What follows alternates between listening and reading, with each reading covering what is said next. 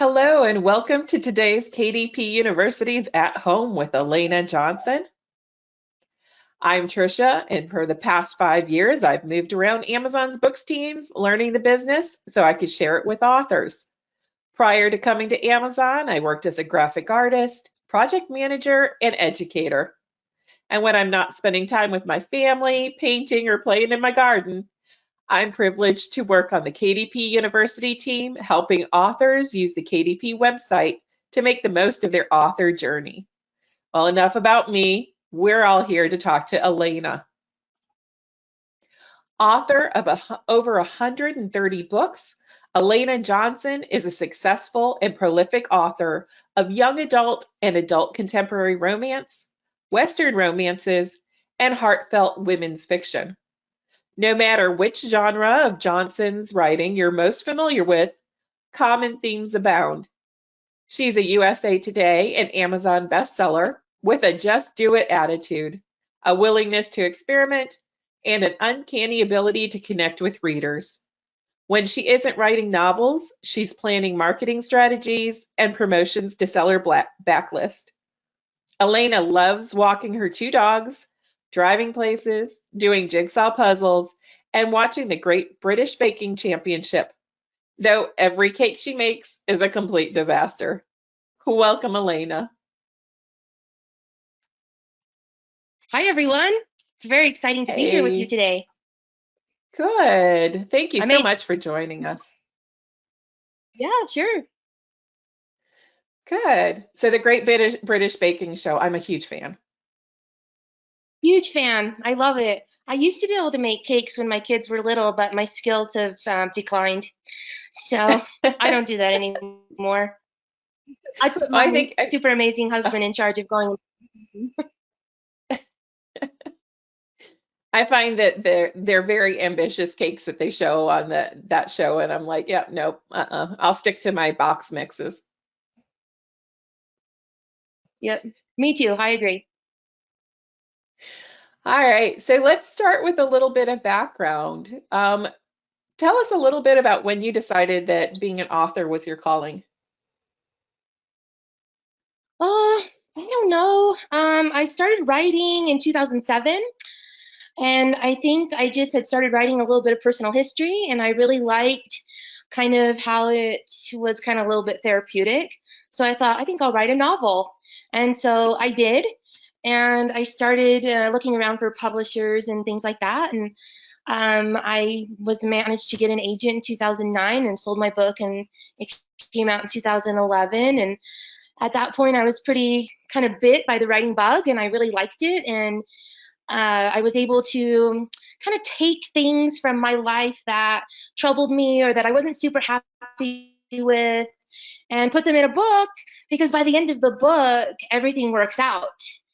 Right. And everybody well, not always, but most of the time, people get their happily ever after. And I really like that about writing and putting those things into characters and other people, that they can experience things and then have them work out.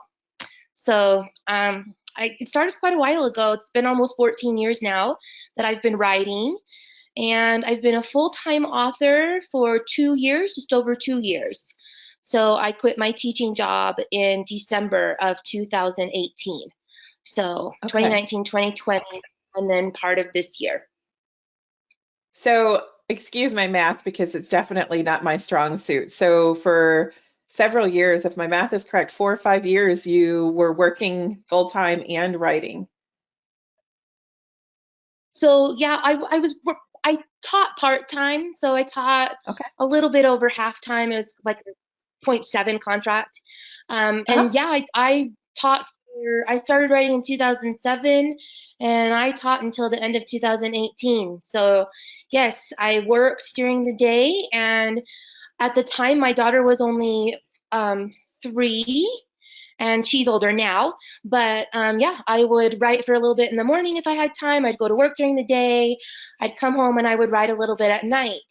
And I did that for a long time, about 11 years, before I finally was like, you know what? I think that I need to. It was actually my husband who was like, I think you need to be done. And so I was like, okay, I'll figure out how to do that, So I did. I retired from teaching at the end of 2018. So how did you have time to do, because it's not just writing, you were self-published as well. So how did you find the time to write and work and do all of the management aspect that is required for self-publishing? It's a lot. It's a lot. So I think that I just figured out how to work in little blocks of time. So Okay. if my daughter went to the bus at 8:30, but I didn't have to leave for work till 8:45, then I could do something in that 15 minutes. I could write a scene or even just 100 words. I could book a promotion. I could work on a blurb. I could do something in that 15 minutes. And so I Uh-huh. think sometimes authors think that they need these big blocks of time to do things, and you don't. You don't always need a big block of time. As my daughter aged and my son aged, and I was sitting outside of schools waiting for them, I would get Uh-huh. done with work at 2:15, and they wouldn't get done till 2:45, and I'm sitting there for 15 or 20 minutes. I found myself a steering wheel desk, and I would hook that up and I would write. So I just always had my computer with me and something going on in my brain, and I could get some things done. When my kids were little and I was really busy, I just worked at night if I could stand to stay up from like Uh-huh. 9 to 11. And then as they grew up and I had a little bit more time in the afternoons or evenings, then I would work in some more writing time. And the truth is, I just have a really amazing supporting family who allows me to work at home, sometimes even when they might need me. And I think that I kind of am like, you can interrupt me and it's okay. So I kind of have learned how to do that over the years. Right. Um, so let's talk a little bit about your support network, because you mentioned that you have an amazing supportive family. Do you do everything yourself, or do you have other people that help support you as well as your family? So my family's super important because I'll be like, hey, I'm going on a writing retreat. That's where I am right now. So take the garbage out and take the dog to the groomer. And my son is 22 and my daughter is 16. So I do have that really great support. And my husband is really amazing to have allowed me to be able to do all those things. I have two Mhm. assistants right now. One of them I've had for almost 2 years. And so that was when I hired her. Well, maybe three. It might have been 3 years. So I haven't had one my whole career.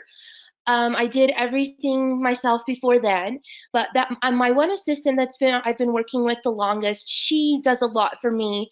She manages a lot of my social media. She sets up my newsletters. So she pulls the links, the covers, puts that all in the newsletter, and leaves me a little spot to write something. She organizes all my swaps. She helps me with promotions.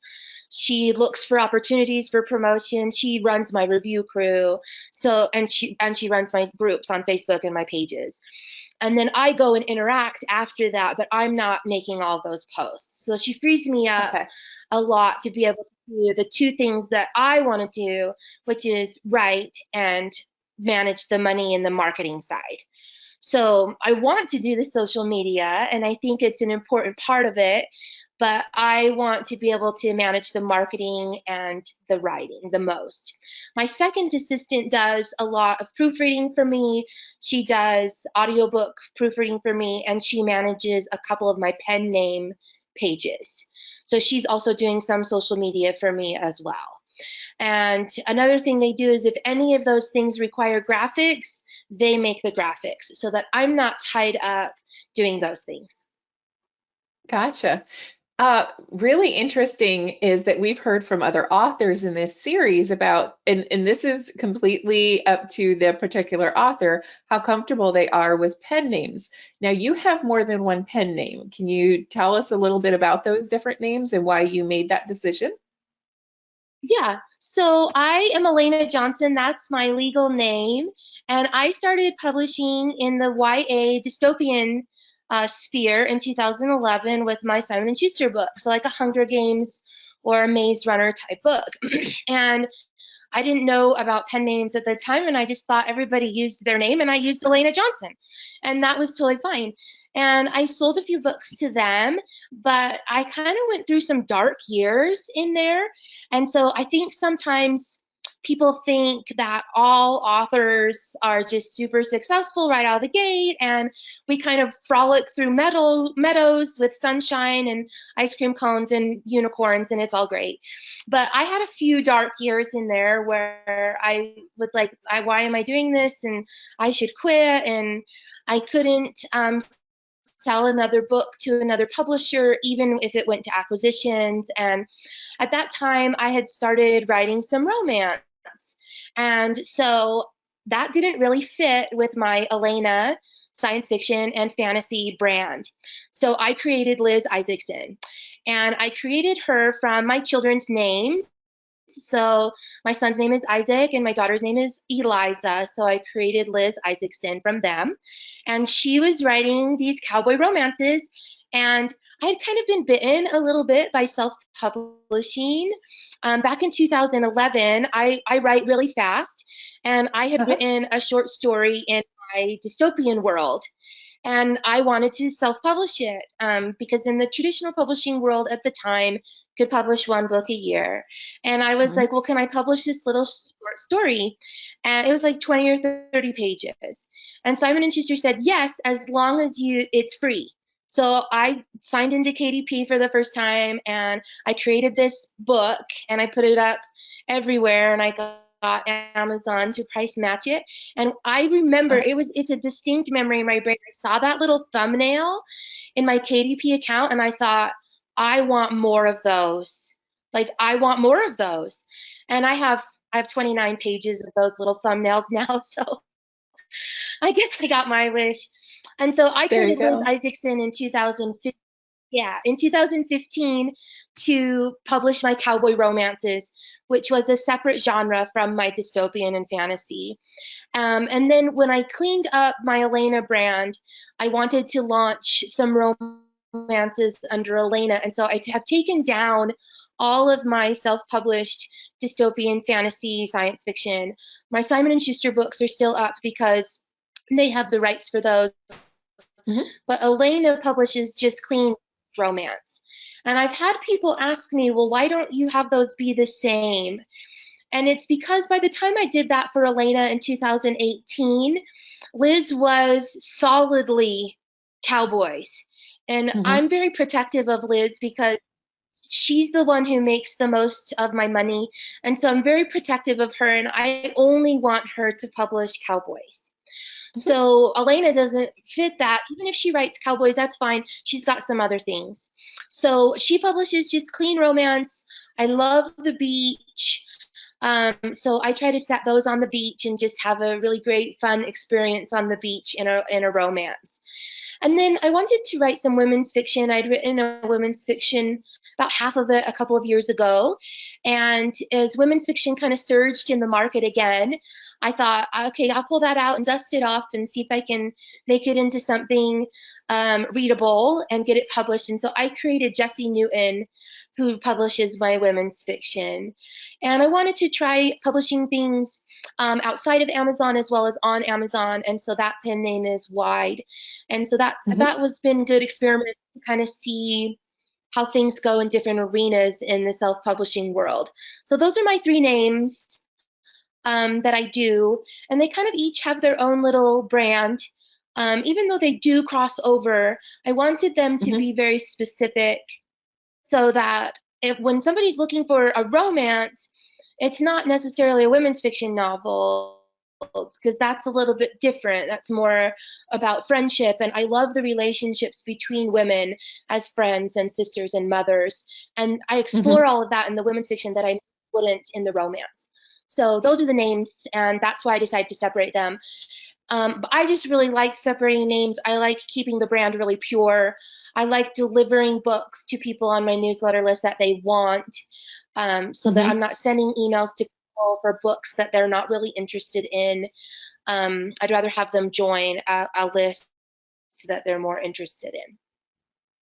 Do you ever do any cross-brand promotion between the three of them? I do. So I'll send an email to Jessie's list that says, oh, sorry, I don't send my romances to Jesse's list. I'll send an email to my Elena list or my Liz list that says, hey, I write these women's fiction novels too. If they're on sale right now. So I don't Hmm. send them to them when there's like releases or anything like that. But if I have a sale, like a 99-cent sale or a free book in that genre, I will send it to my romance list because my readers in Clean and Christian are very interested in families and family relationships. And women's fiction explores a lot of families and family relationships. So there are some crossover there. And have had some of my romance readers read my women's fiction and they like it. But I don't Hmm. typically advertise my romances to my women's fiction list. I'm just keeping that women's fiction, but I will take that over to the other side. Gotcha. Gotcha. Makes sense. Let's talk a little bit about marketing. You mentioned the fact that you keep marketing to yourself. So you have some really great and unique marketing strategies. So let's talk a little bit about your marketing strategy. Is it unique for each of the different pen names, or do you have the same strategy for all of them? So in the beginning, so Liz has been my most successful name. And I thought, well, I'll do what I did with Liz, with Elena, and she'll be successful too in the same way. Well, that didn't happen. And so I think, excuse me, that's something that authors need to realize is sometimes you can't even replicate things that you've done that went well for yourself in your own catalog. And so sometimes strategies that you do, you're like, this is how to do it. And then next time you do it, it doesn't do that.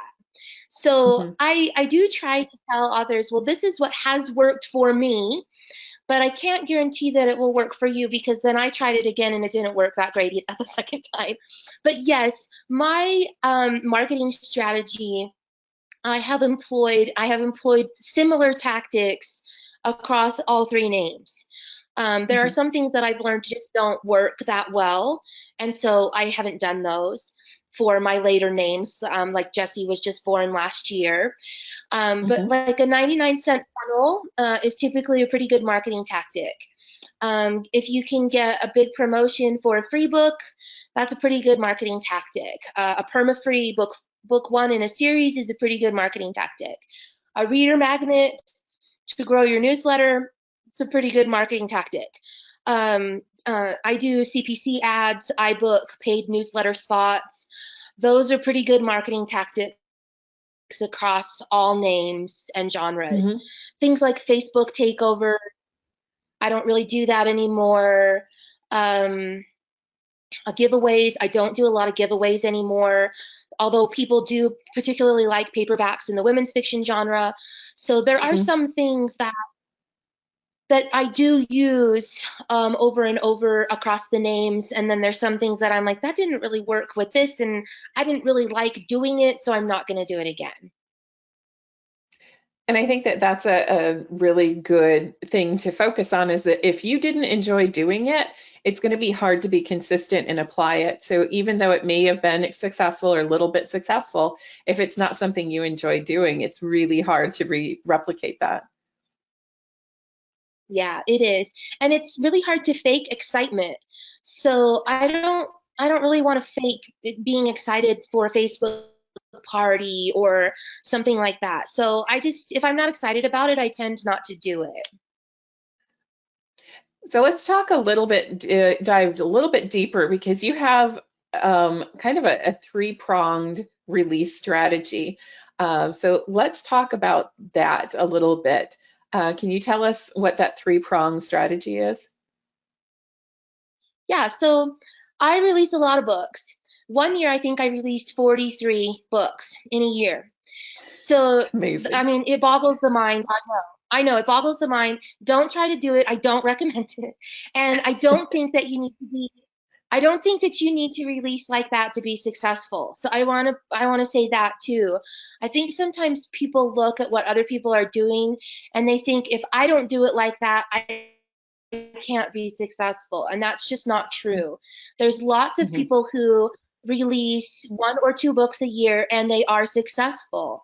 And there are people who release 3 to 6 books a year that are successful. And there are people who release, like me, 20 books a year that are successful. So there really is no one right way to do it.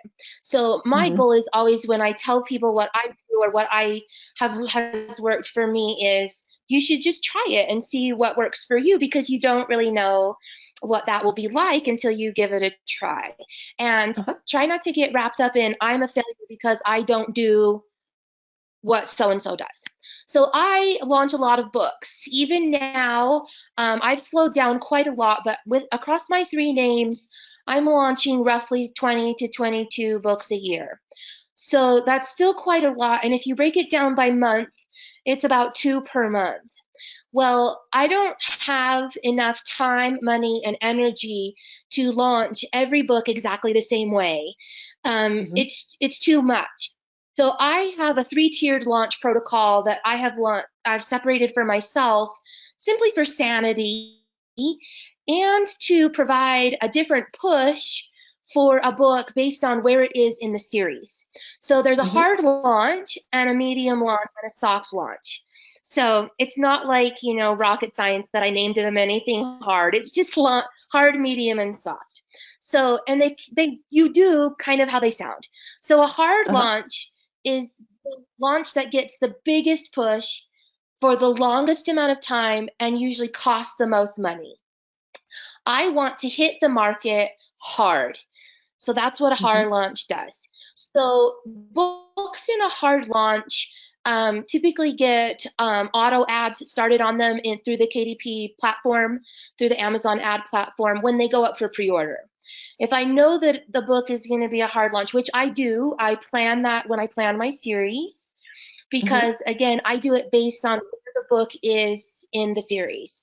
So book 1 is usually a hard launch, and then usually book 4 or 5, depending on how long the series is. So book 2 Mhm. and book 3 are not hard launch.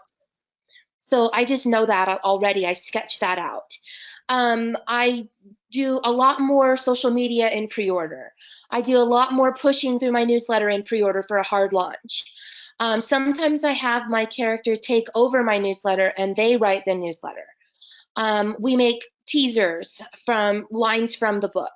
I share chapters in my newsletter or on my website, so that I can then have a graphic that I can share on Pinterest. Read the first 2 chapters of this book or whatever. I push them really Mhm. hard in pre-order. Not all of my books get pushed that way in pre-order. The hard launches get pushed that way in pre-order. Um, I just do a lot of that, sort of get things visible, get people excited about this book that's specifically coming. I do it for Mhm. later books in the series to remind people that they started this series and maybe dropped out. I think a lot of authors think, oh, well, if I get them into book 1, they're mine forever. And that's not true. You have some people who have dropped off. So I call those Mhm. people lukewarm fans. And my job is to warm them up and get them reading again. So it's good to get new readers, but you want to also cater to people who read 1 book or 2 books.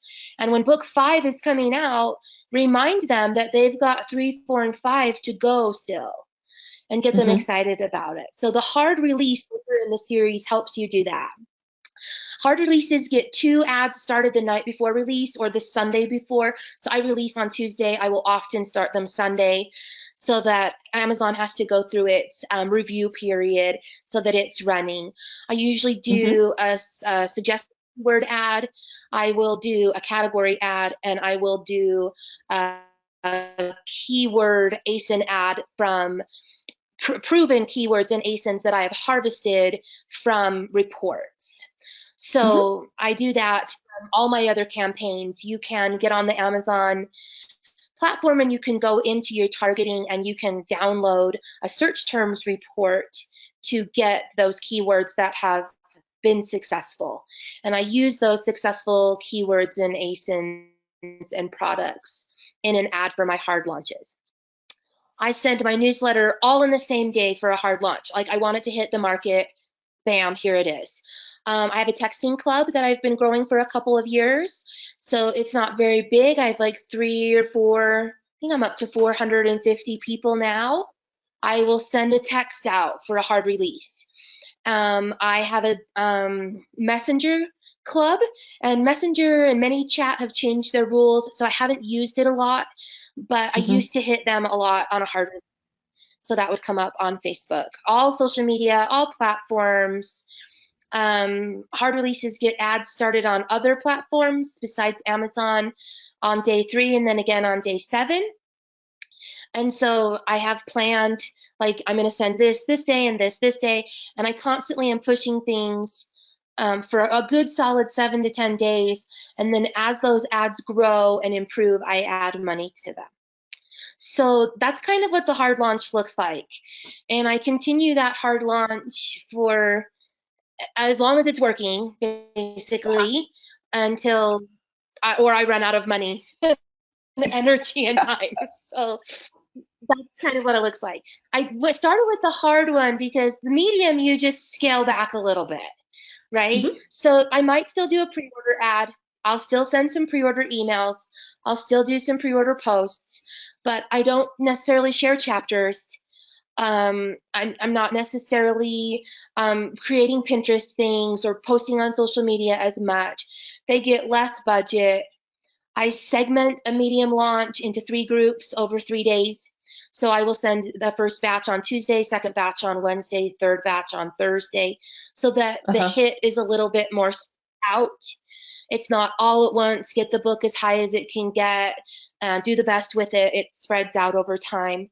Um, and I may or may not start ads on other platforms on a medium release. It just depends on how well it's received, because I'm Hmm. probably still pushing the hard release, or I'm planning for a hard release. So the medium release just kind of gets my book out, it gets some budget, but it doesn't do a whole lot. I mean, it still does, but I'm Right. not really trying to bring in as many people as possible. And then a soft release, like, literally is like, here's the book, go buy it on release day. So I did a soft release on Tuesday for one of my Uh-huh. releases, and I literally posted on my Facebook page and sent my newsletter, and that is all. So it is in a group ad with the rest of the books in the series. It's a book 5, and I have Uh-huh. one more book in the series, so that you can guess that book 6 is going to be my hard hit, because that's the Right. last book in the series. And so I plan for that. And soft releases, sometimes I'll segment over 5 days. Sometimes I just send one newsletter and don't make it a great big deal. Uh-huh. Um, I use soft and medium releases to give me a breather and to give fans a breather, Right. because readers need a break too. Um, they don't want to be hit hard all the time unless you're only doing it 3 or 4 times a year. Right. So I have a hard release in each of my names total out throughout the year, probably 6 or 7 times. And then Okay. the other ones I are scaled back. And then I have a medium release Uh-huh. 6 or 7 times, and I have a soft release 6 or 7 times. And that's my 20 books. So it just helps me breathe. It helps me plan a better release for key books. It helps Uh-huh. me re-engage readers. It helps me get new readers. And every time I do sales or anything like that, I can reward super fans on a hard release by discounting earlier books. So that's kind of what my launch, each one kind of looks like within the tiers. I mean, it's not set in stone. If I'm like, this Amazon group ad did super awesome, I might bump some money up on it on a soft release. I Right. do a lot of things based on mood. I look at it and I go, how's it doing? If it's doing well, I want to keep doing what's well. I don't go, oh, well, it's a Uh-huh. soft release, so nothing. So there's nothing hard and set in stone. And I think a lot of authors want a checklist. They want do this, do this, do this, do this, and then it will work. And that's not really how it works. You choose some things, you try some things, and you see if it works. And if it works, you keep doing those things. Uh-huh. And if it doesn't work, you'll pull back on that. that hard hit, didn't hit as hard as I want, or the ad isn't working as well as I want, or I paid for this newsletter spot and then, my book didn't discount in time or whatever, and you just have to deal with it.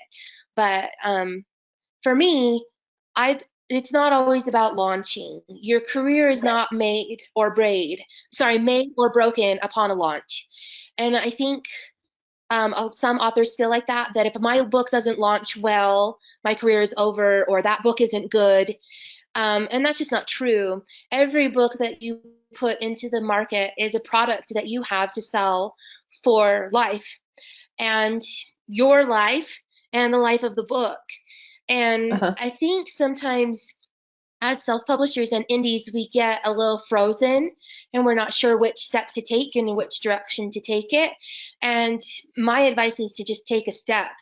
It doesn't even really matter in which direction you go, because that's one of the best things about being a self-published author, is that you can course correct at any time. If you've taken a couple of steps or even a lot of steps in a certain direction and you need to come back and fix that, you can.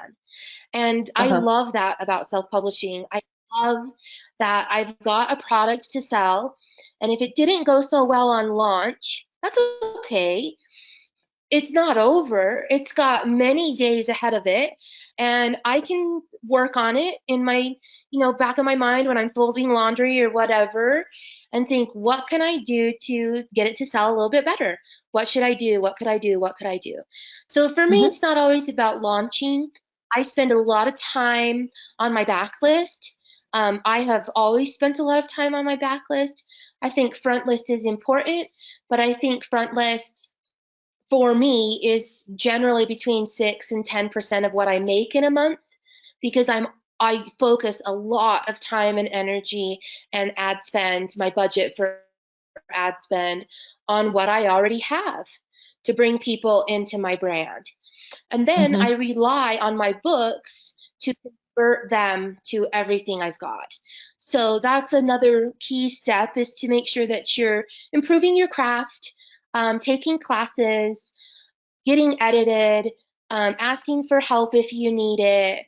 I think sometimes we think, oh, well, I had one book sell well, so all of my books will sell well. But that's not always true. And I've really enjoyed taking classes over the years, going to conferences to improve my craft and try new things to get better at producing a story that readers want to read, so that when I do get them into the story through a launch, a promotion, a paid advertisement, that they'll stay. So you have to deliver the product that they want, so that they'll come back to you for that product. So we've got a few questions coming through. That was so much amazing information. I want to unpack it just a little bit. Couple points of clarification: a front list versus a back list. Okay, so a front list for me, I call them active series. They are series that I am actively releasing books in. So I just had book 6 come out in one of my Liz series. It's an active series. That is a front list series. So even book one came out in October. It is a front list series. All of the books in the series are front list. Typically for me, once I have completed the series, and I'm still working on, especially if it's selling well, I'm still pushing it, but I've moved on to another series, that series becomes a backlist series. I usually create a box set for the series, usually depends on how long it is, but the first 3 books or 4 books, and a year after the first book comes out. When that box set comes out, that series is a backlist series. But again, I release a book under Liz every month. First Tuesday of the month, there's going to be a Liz Isaacson book on your shelf. So for me, I can complete a series in less than a year. If you don't do that, then your active series might be something that you're working on for a couple of years, 2 or 3 or more, and that's fine too. For me, a backlist series is a series that is complete. I am not going to release any more books into it, and it's at least a year old from the time the first book came out. So come October of this year, my series that I'm pushing and releasing in right now will be a backlist series. Gotcha. Front list is everything else, is things I'm pushing right now. Gotcha. You mentioned the fact that if you're successful in an ad, you're going to add more money to it, or you're going to use those successful keywords again. What do you consider successful, and how do you determine what's successful and what's not? Okay, so I do really love the data, and so people who follow me and have listened to me talk before know that I really like the data. And I think they think I'm crazy and I'm like analyzing it like bit by bit, but I'm not. It's top level data for me, always, no matter what, is how much did I spend and how much did the series make. So if I spent $100, I have a baseline goal for what I want that series to make. And it depends on how long you've been doing ads. So I've been running ads on Amazon for a very long time. So I have fished in the Amazon pool and lake and ocean for a very long time. I throw my line out, and a lot of the fish have already seen my line. They've already picked up my books. So my advertising has to be a little bit different than somebody who's never thrown a line into the pool, right? So usually when you start advertising, you can spend $1 and you make a lot more than somebody like me who's been doing it for a while. So my baseline right now, because the market fluctuates and shifts as more people come into advertising and some people leave, things change all the time. But for me right now, my baseline goal is I want to spend $1 and make 2.5. So if I spend $100 on an ad, I want that series to make $250. So my profit at that point is $150. That's my baseline at the moment. I'm trying to get it up to 3. So I could spend $100 and make 300. That's my personal goal based on how long I've been in the market, the genres that I'm in, the people I'm competing against, that kind of stuff. But that's what I'm looking for my personal self. So when I'm looking at my ads, I look at it and I go, how much did it spend? How much did it make? Period, the end. And if it is making more than it has spent at a level that I am comfortable with, that ad is successful for me. And I don't even go into it. So I know people are shocked by that. You don't go into it and play around with it? No, I do not. If it is working, then I just let it do what it wants to do. And that's the beauty, I think, of Amazon, the Amazon marketing program, is they really do reward longevity. So if I can get an ad functioning and showing in a great place and people are converting on my ad, Amazon will show that ad for me for a long, long time. And it doesn't require any more work from me. It just works. Now, it takes some time to get Amazon to that point.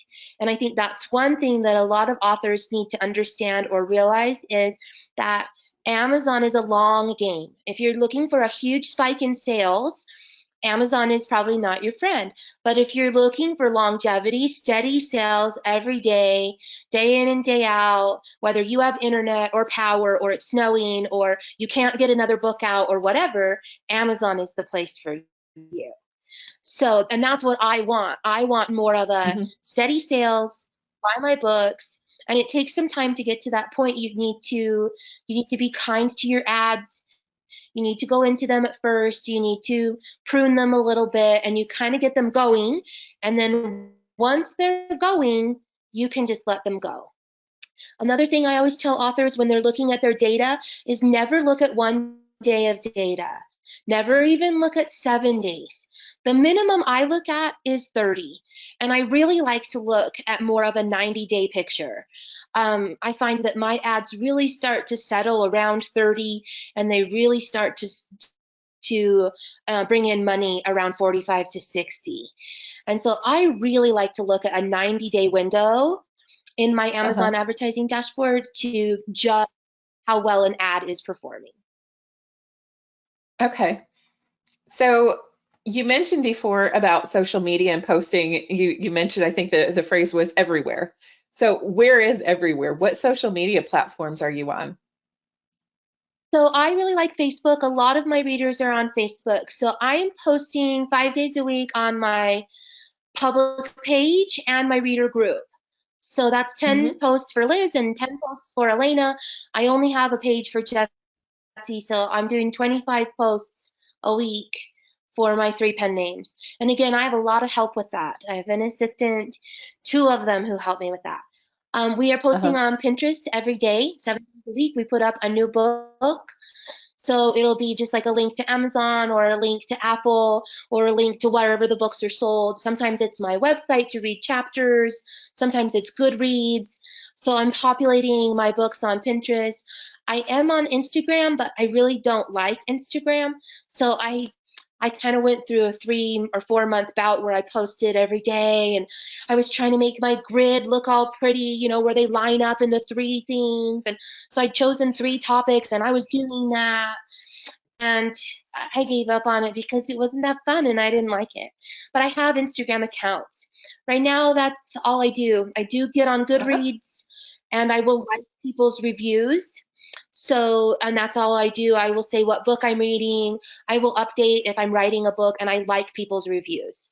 That's it. I don't comment on the reviews. I don't get really involved with readers there, but I just Hmm. like their reviews. So that's really all I'm doing. I have Twitter accounts that I don't really use. So really for me, my main part of social media where I'm interacting with fans is direct to email.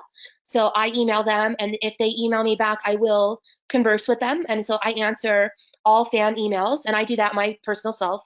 My assistants do not help with that. And then mostly Facebook. I'm doing a lot of things Uh-huh. through Facebook there. Okay. Earlier, you mentioned using a reader magnet to grow your newsletter. Can you talk a little bit more about what a reader magnet is?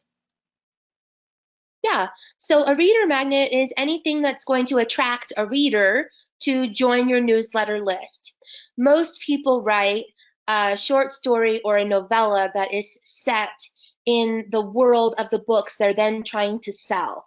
Or at least that is the smartest way, I believe, to attract people to your newsletter.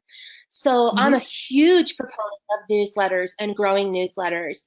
I can sell books with my newsletter sometimes better than paid newsletters. My own newsletter, I can sell more than a spot I pay for, where Hmm. that's all they do is send out books. And so I have a huge automation sequence where if I can get somebody onto my newsletter list, I will then sell them every single book that I've ever written in my backlist that's on Amazon for sale. So the reader magnet, I used to have a reader magnet that was just some story I wrote and you should get it and join my newsletter. And people would, but then it wasn't connected to anything else.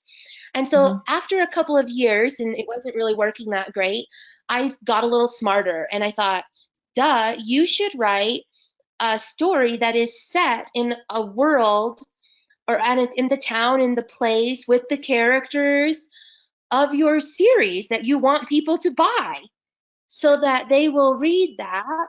They will get invested in the place, invested in the characters, and want to buy that book. So I did Right. that, and suddenly I can get newsletter subscribers much easier. Hmm. So having a product that they want to join your newsletter for, it makes that joining frictionless or less friction. Uh-huh.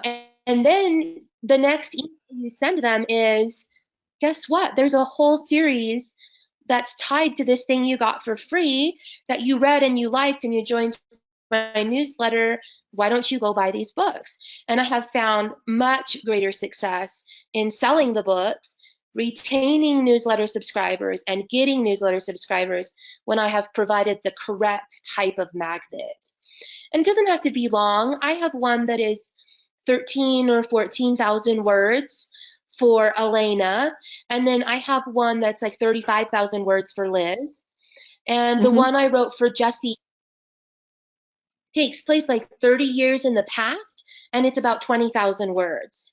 Okay. So it doesn't have to be a full novella. It doesn't have to be a full novel. I mean, I know people who do it with 5 or 6, 7,000 words, just to get people interested in your story, in your character, and to really sell them on what a great writer and storyteller you are. And then Hmm. they'll be like, oh, I want to read more of this. I will buy these books to do that. Um, Sorry, I'm going through and taking questions. There's a load of questions that came in. People are very interested in what you have to say, which is amazing. Um, Well, I Let me see. There's one. Let's talk a little bit more about the reports. I know that you said you looked at them at a high level, but you also mentioned the Amazon advertising reports with regard to keywords. And you mentioned the fact that the 90 days is the material or the kind of when you start checking the different reports. Is that true for the keywords when you're building out new ads, or is that different? Yeah, so I think a lot of people think, oh, well, she must build ads every day, and I don't. I don't even really look at the ads every day. I might look at the ad. I download my spend every day so that I know what I spent and what I made, and I Right. use a online tool for that. But really, I'm looking at ads every 7 to 10 days and judging them. And when I'm looking at ads, judging them, that's when I use the 90 days. Now, Amazon, the feature inside Amazon to look at the reports is a 65-day window. You can only look back 65 days. So I do an admin day on the first Thursday of every month. It's part of my system. And I highly recommend systems, writing systems and marketing systems and production systems, because it allows me to get more work done in less time. And my goal this year is to only work 8 hours a day. I'm tired of working 10 or 12 hours a day. And I do this full time, so I am able to say I can work an 8 hour day. But I would like freedom to be like, I'm not working today at all, or I'm working 2 hours today. So I've created systems for me, and one of those systems that works for me is I do 2 admin days a month, one on the first Thursday and one on the third Thursday of the month, which means I Hmm. don't write. 0 days, zero pressure to write. I am just going to work on administrative tasks. And most of those administrative tasks are marketing tasks for me. Sometimes it's Hmm. uploading a book, sometimes it's putting up a pre order, that kind of back end stuff. But so every first Thursday of the month, which was last Thursday, I log into KDP and I go to my ads, and I um, I go to the search terms, which I'm not 100% sure. Sometimes if you have a group ad, you have to go into the group ad first and then over to the side, and over on the left-hand side, you'll find search terms. I click there, Hmm. I make sure it says 65 days, and I download that report. So, and then I name it what ad it came from. So I know if it is a cowboy or a beach or a women's fiction, because I'm not going to use the same keywords and products, obviously, Hmm. throughout. So I download those, I name them, and then I go through them over time. So I have, between 30 and 40 ads that kind of hum along every day. And so I'm not doing, and that's 30 downloads, and then I'm not analyzing 30 pages of reports. I'm not. I might do 5 or 6, and then the next day I might do 5 or 6. And I get it done within the month, and so that I Hmm. can do it next month. Then what I do is I sort that, and I take any products, ASINs, or keywords that have gotten me sales or page reads at a high CTR. So Hmm. if I've gotten one sale, if I've gotten one sale, but the CTR is super low and I had 1 million impressions and only one click, but that got me a sale, I'm not really taking that one. I'm taking the keywords, products, and ASINs that have made me significant sales in 65 days Hmm. or page reads, which I'm so glad that Amazon provides that data for us now. And I copy those and I put them in my master cowboy spreadsheet. Done. I get rid of the report from Amazon. I have the master spreadsheet, and I will use those keywords and products and ASINs in future ads for if I'm Hmm. going to use a manual ad with keywords or products or ASINs. That was really helpful. Um, Let's see. Sorry. Oh, you're fine. I'm trying to find, like I said, we got loads and loads of questions. So I want to make sure. Um, so do you have a set budget? We talked about your tiered marketing strategy, right? Your hard, medium, and soft. Do you have a standard budget that you use for each of those? Or is it just Um, kind of, I I personally don't, because I do some marketing things by mood, but kind of. So I know for a hard launch, when I'm going to start my Facebook ad, that's going to be an $85 Facebook ad. I know that Mhm, because I know that an $85 Facebook ad will produce this result that I want. And I know that through experimentation and practice. So on a medium launch, I might start a Facebook ad at 20. My pre-order mhm. ads that I do group pre-order ads. I love the group Amazon ad. If you're not doing a group Amazon ad, I encourage you to start today. You can set one up in like 30 seconds. It's amazing. I love the group auto ads. So whoever came up with that over there at Amazon, Trisha, you should like send them a gold star. But I really I'll let love them know. those group. Yeah, you'll let them know. And the sun just came out, so that's exciting. It's been snowing here, but now I'm going to be in the sun. I'll move this way. Anyway, I love a group auto ad, and I can put books into my Amazon ads. I can put as many as I want, and my advice is to make them as close as you can to each other. So if you're writing under one name that has a lot of different kinds of books, group them into similar books. So I put my cowboys together. I put my beaches together. I put my women's fiction together. I wouldn't put my beach with my cowboy. Um, and I start a group auto ad. And most of the time when I'm doing that in pre-order, I just know that if I set it at $20 a day, that's going to bring me what I want. And if that Mhm. ad is, if I can cultivate that ad and get that ad to really serve and do well for me in pre-order, I will just leave it running during launch. And I might add, if it's spending every day, I might add a little bit of money to it. Mhm. So I know for my hard launches, I'm going to be, um, I know I'm going to really be pushing them. I bet I probably spend, I mean, if I'm putting up a Facebook ad at $85 a day and I'm letting that run for a while, you're looking at $3,000 to $6,000 in a couple of months, over a couple Mhm. of months for that. And I bet I close to the same on Amazon. Right now, my marketing between Amazon and Facebook is 50-50. So I'm spending about what half on both, my budget on both. Mhm. But my budget for new releases is only, my budget for anything that's not backlist is 20% of what I spend. Okay. So I do have a budget for that. And I spend Uh-huh. most of my money on my backlist series that are selling well. And then I reserve 20% for promotions, just, like a weekend promotion, a newsletter spot, or new release ads. So Mhm. I do work within a budget. And I would say probably a hard release gets $3,000 to $5,000 in a month, and a medium is going to get two, if that, Okay. and soft will not. Well, soft might get 500, maybe, and most of that will be in a group ad with other Mhm. books that were medium and hard launch. So Okay. I don't spend a whole lot on launching anyway. I rely Gotcha. on superfans, I rely on pre, and I rely on newsletter to do that. Uh-huh. Okay. All right. We have time, I think, for one or two more questions. You mentioned the fact that you don't stress over kind of a failed launch or a launch that didn't perform as well as you hoped it would. How do you rectify it? Like, what's your next step that you take after you launch something and it doesn't perform as well as you'd hoped?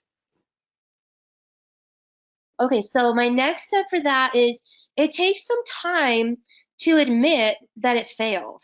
And that can be hard. And everybody has failures. I have a ton of them. And I just make them right there in public. Everybody can see them. And I'm like, oh, well, what are you going to do about it? Hmm. So I try to really learn from it first. And I will ask my people, what did you like? What did you not like? And I learn from that. But it is hard to know what readers really want or what they really think. And it's such a small subset. A lot of people won't say. So you can't always rely on that.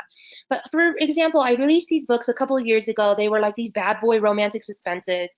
I've recovered them like 4 or 5 times. They just really don't sell. So that's something you can do. You can recover as markets shift. You can recover and relaunch. I always caution for recovering and relaunching to make sure that you know thy book. Know thy book. And don't try to make your book into something that it is not, or make it look like something that it is not. Because number one job as an author is to deliver on what you say you're going to deliver. So if I'm promising you a fun, clean romance on the beach in my ad copy and my blurb, then that's what you better get when you read it. And I think sometimes that disconnect, we try to make books look like something they're not just because that look is selling. So make sure that you're not doing that. But you can recover, you can relaunch, you can do price promotions, you make books free, you can make them 99 cents, you can box them. I'm a huge fan of box sets. So if I have a series that's not selling well, I'll put the whole thing, all 6 books in one box set, and I will sell that. Because I can discount that, and I can usually move that and just get people reading a little bit. And you'll find people who like it, and then you'll find people who like other things. And I know we're running out of time, so just one more thing. The other thing I do is I let them go. I let them go. And that, I think, people don't want to do. But I do. I have a pasture out there somewhere, and it's for my donkeys, and they're not really doing anything, and they're just braying away, and they bring me a little bit of money every month while I'm working with my workhorses and my racehorses. And when I figure out what my racehorses eat and what feeds them and what drives them and what sells books, then I will feed those things to the donkeys. And as time passes, donkeys can become racehorses as markets shift. So again, every product you put out into the market is a product that you can sell forever. Maybe not very well right now, and that's okay. But maybe in 2 years, those romantic suspenses will be really hot, and I have them, and I can hit the market with them then. So for now, they're in the donkey pasture, and I'm feeding them the best food I can find for them at a very low spend. But when it's time to bring them onto the track and make them race, I'll have them and they'll be ready. But I let them go for now. They don't take up my time and my mental energy. I focus that on what is working. I really try hard not to focus on, do not focus on what is not working. Gotcha. All right, we have time. I want to do one more question because I know that we're totally at time and we're probably going to go over just a little bit. But if a brand new author has a minimum budget and they can only do one thing, what would you suggest they do? I would suggest that you do a group auto ad on Amazon, like today. You can set it up in 30 seconds. So it doesn't matter if you only have one book to sell. I think that's another piece of advice that authors get a lot from other authors is wait to advertise until you have a whole bunch of books out. And so everybody's constantly in this panic state of rapid release. I've got to get 15 books out in the next year. And I just don't think that's true. I've seen it not be true for my own series and for other authors that I know are very successful. So if I were you, and even if my books were on pre-order, I would make a group ad for a series that's very tightly connected. Again, in a group ad, you want to tell Amazon, this is what I've got. Show these products to where you think it's going to work well. I make it an auto ad. You can do an ad at $1 a day. Like, so whatever your budget is, $5, $10, $1, put all the books in one auto ad. It doesn't require any copy. It doesn't require any targets. It's auto. It's all the books. It's a budget. Now you're going to need to set a bid. I like to do slow and low, and then I have to cultivate it. I have to grow it. I have to go out there and fertilize it. So I do a slow bid at like 41 cents. And if it doesn't serve in 5 days, I up that bid by a nickel at 46 cents. If it's still not serving after 5 days, up it by a nickel. As you keep upping, it will start to serve. And as soon as it starts to serve, you stop it and you leave it alone and you let it do its thing. That's what I would do. Thank you for that advice. I think that's great. Everything that you talked about today is so wonderful, and I appreciate you sharing that knowledge and wisdom with our attendees today. As always, happy publishing, everyone. Bye.